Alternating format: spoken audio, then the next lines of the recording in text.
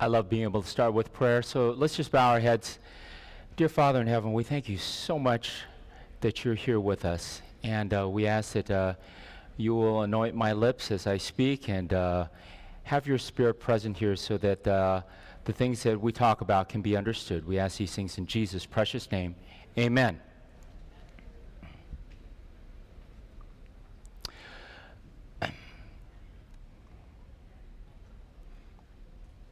I want to thank Gene and Kurt for the privilege of speaking here along with the board. And I want to thank my friend Stan Pletcher for getting me involved in the COS. I was tremendously touched by Kurt's story at the AAO prayer breakfast where he talked about his daughter. And I wanted to share a picture of my late son who was born with microcephaly, cerebral palsy, and cortical blindness.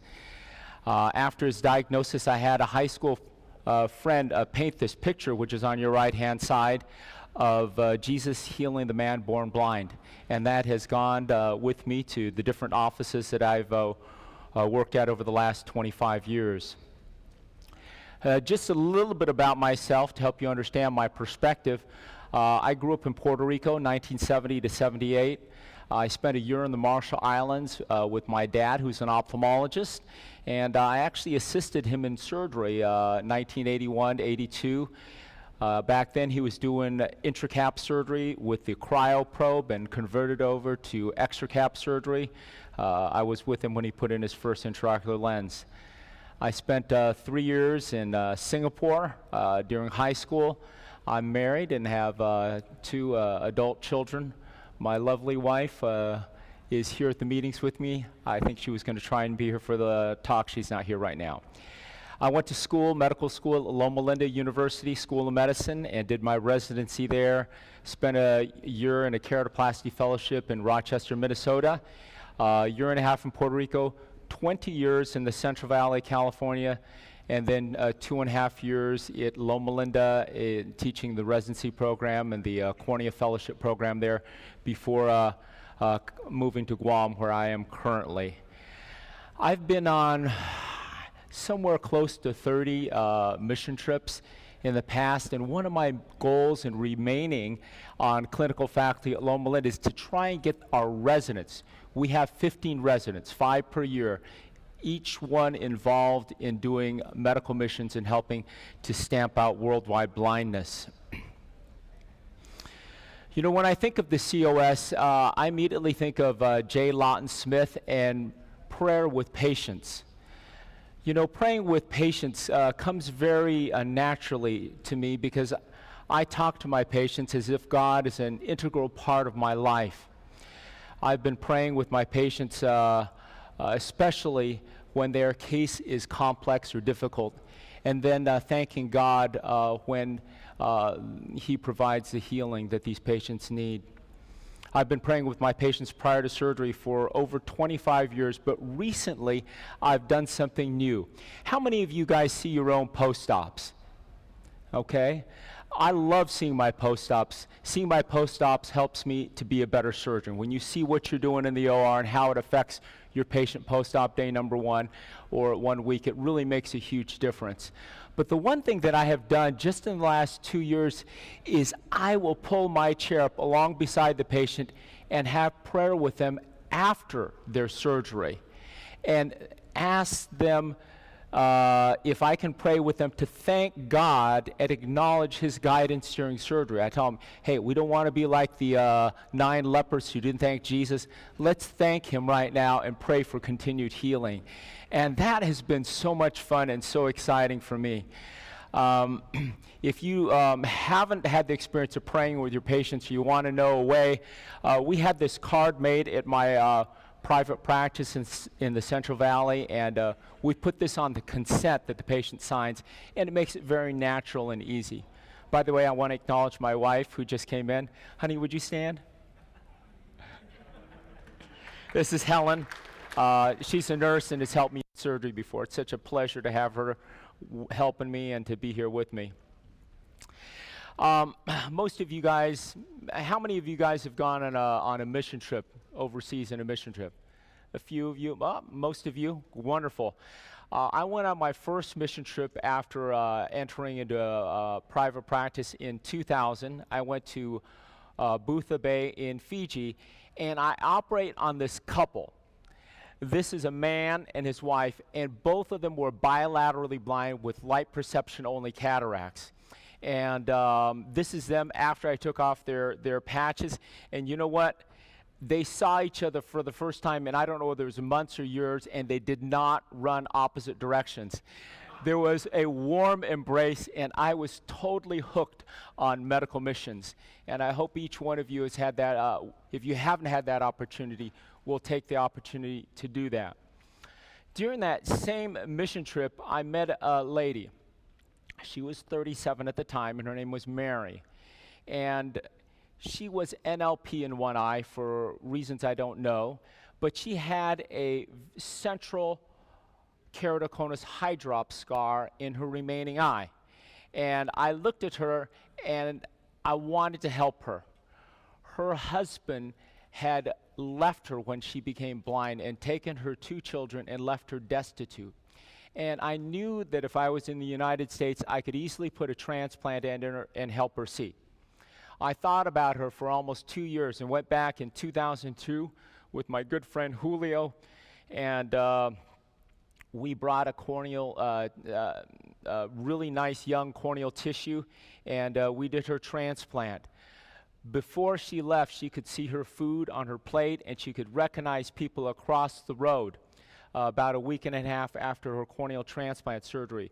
We had brought her corneal tissue in this Campbell's thermos, and I just kept on asking the stewardess for ice on the plane, and we kept it chilled, and when we were done with her transplant, we didn't know what to do with the container, so we gave it to her.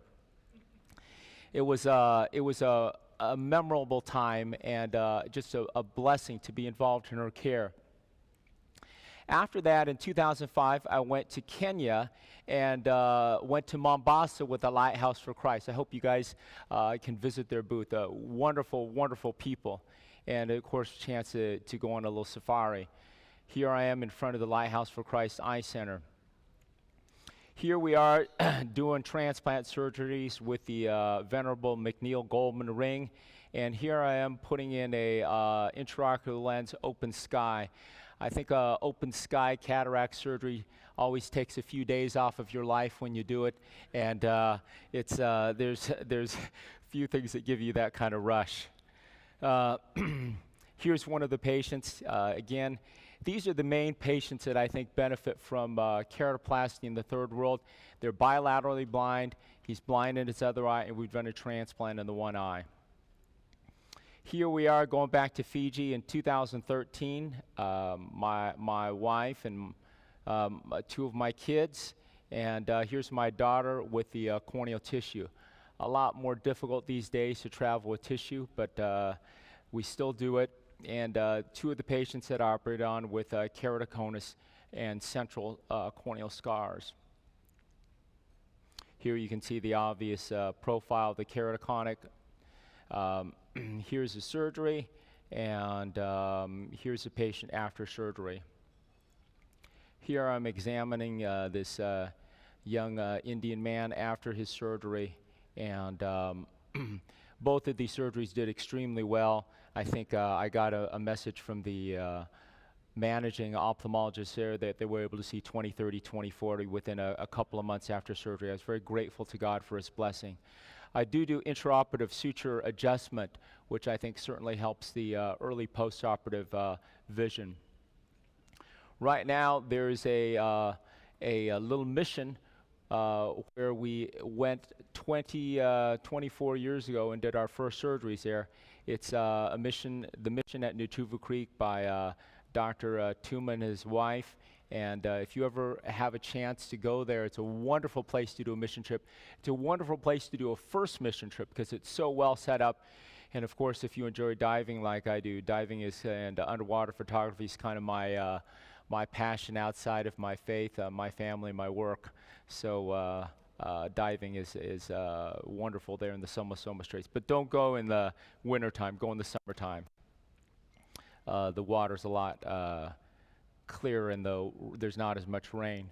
Some of you guys remember Dr. Jacob Pravakar, who came and spoke at the COS a few years back. And in 2015, I went to Jalandhar, India to visit him at the Ruby Nelson Memorial Hospital. There, I operated on a bunch of patients who needed a keratoplasty. Most of them were bilaterally blind, as this gentleman right here is. So when you go there and you see these eyes, you know, what do? You know, they're bilaterally blind in both eyes. They've got this corneal neovascularization, no view of the anterior chamber. And I want to talk just about a little bit about what to do with these cases. Here's this gentleman after his surgery with his son. And here's a gentleman that I found very interesting. This gentleman was from the war-torn area of Kashmir, and he looked a lot like Osama bin Laden, the junior version, but he had keratoconus, and I did a transplant on him, and here he is after surgery, just barely cracking a smile with his good friend. Here's another gentleman who had keratoconus and a central corneal scar. And here he is before and after surgery. Bilaterally blind people really move me. It's really a challenging situation. And we get B scans on all these patients, and unfortunately these ladies had irreversible retinal detachments, and we did not do surgery on them. But the lady on your right-hand side, I will go back to Ruby Nelson, and predictably she'll be there still wanting to know if something can be done for her. It's very heartbreaking to see that. So let's talk about penetrating keratoplasty and the pros and cons. You know, penetrating keratoplasty is a fairly mature procedure. You know, you have a possibility of getting a very excellent clear cornea. For some people, they say it's a relatively simple procedure. I will submit to you that penetrating keratoplasty is like most difficult things in life. It's easy when done poorly. And like this tiger shark here from the Bahamas, lurking nearby are potential complications and problems with penetrating keratoplasty. Of course, there's high refractive error, high regular and irregular astigmatism, wound instability, the risk of globe rupture, unpredictable refractive outcomes, a lifetime risk of rejection and graft failure, and a relatively short lifespan, especially when you operate in these very complicated corneas. I think that the corneas that are non-vascularized, like the keratoconus patients, these corneas do last quite a bit longer. But you know, these high-risk grafts, and we'll talk a little bit more about them, they don't last very long. Glaucoma risk is a significant problem post-keratoplasty, and sometimes you can make the situation worse by doing a keratoplasty, and I want to talk just a little bit about that. By the way, I want to know, how many of you out there do keratoplasty surgery? Okay, we got a few people out there. You know, every time I go on these mission trips, I'll see people with corneal scars, and they'll say, "Oh, Dr. N, can you do a transplant?"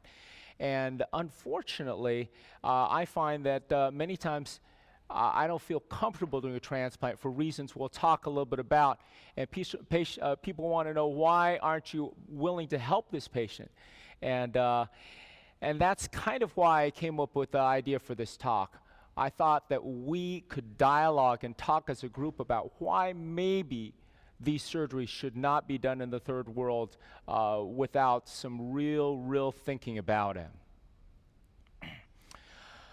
One of the problems is post-operative care. Who is going to see that patient after you leave? Are the patients really going to get their steroid drops? Are they going to have, could they have a potential delayed healing and a non-epithelialized graft which melts? All grafts fail. Even DMEX fail. I've seen them fail. And what I tell my patients is there's this RSVP that I give to all my transplant patients, as well as to, your post-trab patients and patients that are at high risk for uveitis infection.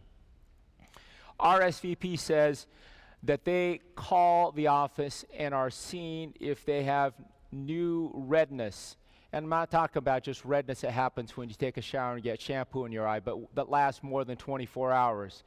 New or increased sensitivity to light, vision worsening, or pain. When a patient gets a COVID vaccine, even a flu vaccine, or any kind of vaccine, it does rev up the immune system. So I let all my patients know that they should actually increase their steroid use, maybe a day or two before, and certainly for a week or more after.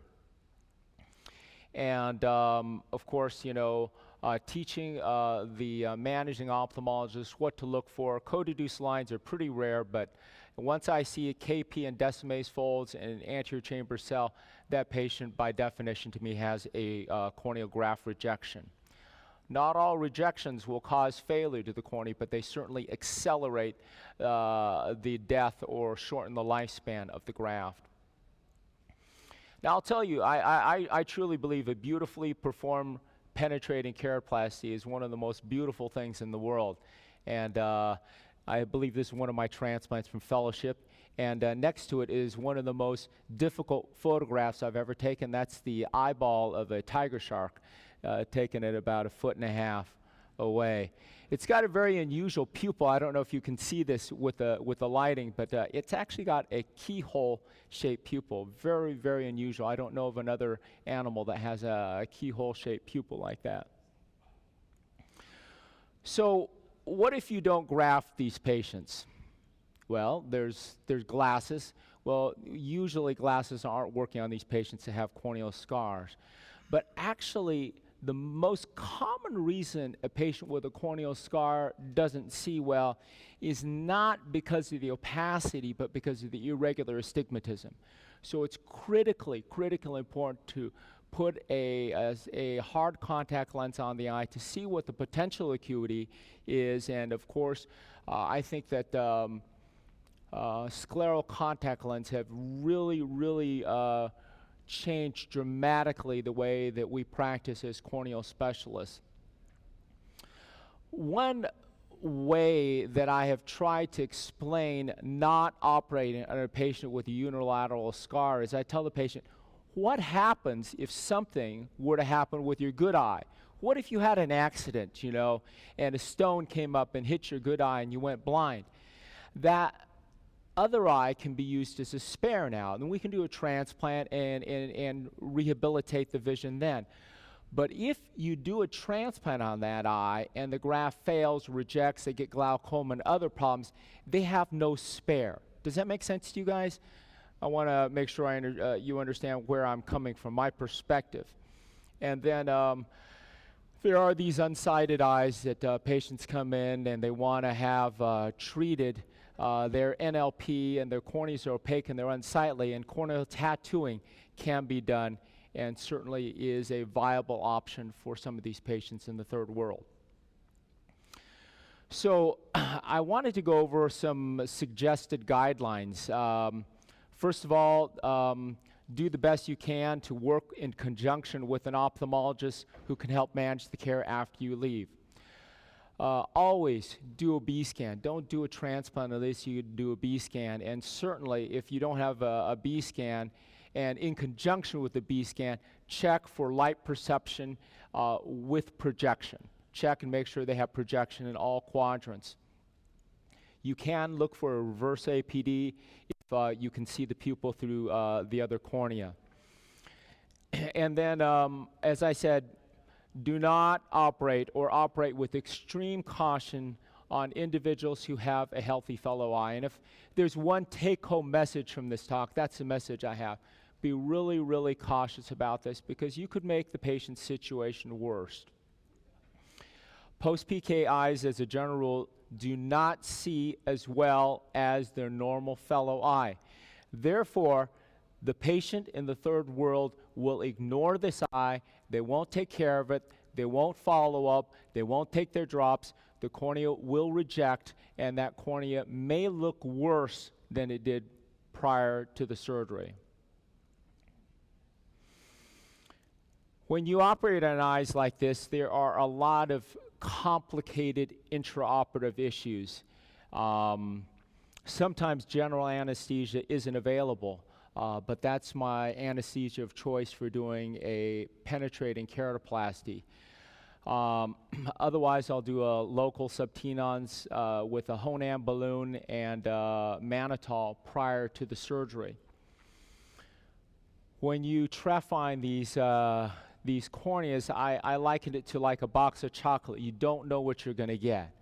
And seriously, I mean, there could be a cataract there. It could be plastered up against the cornea. Frequently on these eyes, the iris is plastered up against the cornea. And how are you going to manage that? What are you going to do with the iris? The iris is there. I have actually used Helon 5. Helon 5 is wonderful. If any of you guys do ruptured globe repair, perforations and stuff, Helon 5 is wonderful to keep everything back until you seal up the cornea. And then, of course, you have to be meticulous about washing it out, but Helon 5 is wonderful. One thing that I have done in the past, in at least one case, is I've done a iris tightening suture. One of these cases, I actually used a cross suture in the pupillary axis to put the iris on tension so that it would not come back up and develop synechial attachments. But in many of these cases, especially in the third world where, you know, maybe you're not going to be able to yag that suture, I have actually done total iridectomies where you just take the entire iris out. And if the iris has been there, plastered up against the cornea for a long time, it's frequently ischemic and doesn't really bleed a lot. But you can have bleeding, and you have to be prepared for that. One thing that I have done and taught the residents is, if you have a small corneal perforation, don't do a large optical graft. I am an advocate of doing a small graft, particularly if it's not in the visual axis. These grafts will fail, and typically I do a kind of a lamellar dissection for these grafts, but the rest of the cornea will remain clear because it's a patient's own endothelial cells. And sometimes these little patch grafts need to be covered, especially on patients that have neurotrophic corneas.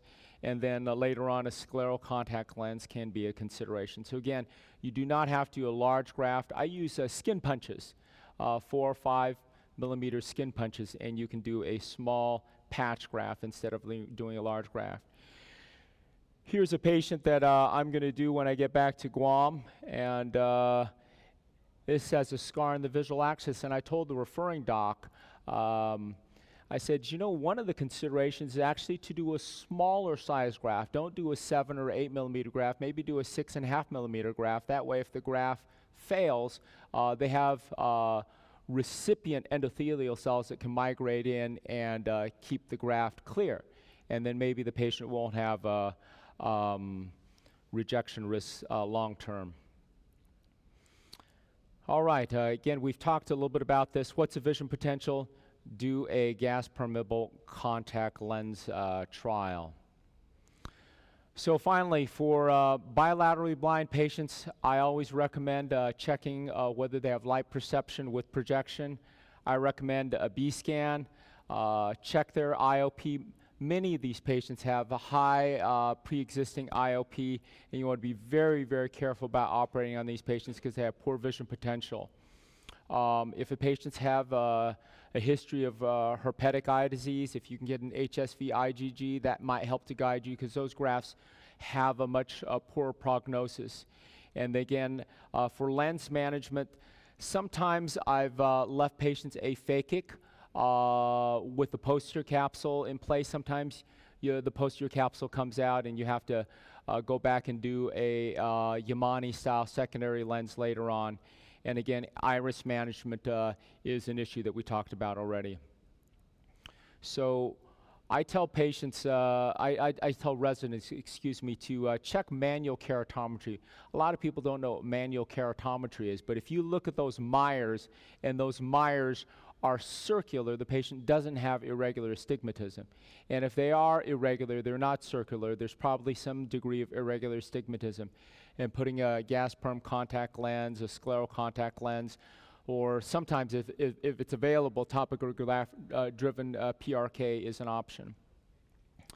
I think I'm out of time, and in the interest of time, I'm going to skip on what to do with the necrotic total corneal ulcer.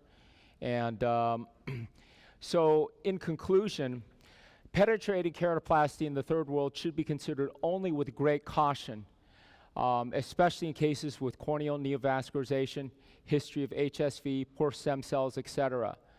I strongly recommend consider leaving the eye as a spare. You can make a patient worse cosmetically from glaucoma, globe rupture. The patient can lose their spare eye. Keratoconus, and which fortunately with scleral contact lenses we do a lot less transplants for, but keratoconus does have a much better prognosis. And my talk mainly applies to penetrating keratoplasty, and DALK surgery, DSEC, DMEC are procedures that are better suited for the third world. And the main purpose of this talk was to start dialogue. And I'm sorry, I'm kind of almost out of time here. But National Geographic wrote this article called The End of Blindness a few years back. My son had microcephaly and was cortically blind. So I tell people this is truly the end of blindness. And when a patient is totally blind with no hope, I do always remind them that Jesus is coming. And if their life is committed to him, they can see again. Thank you very much.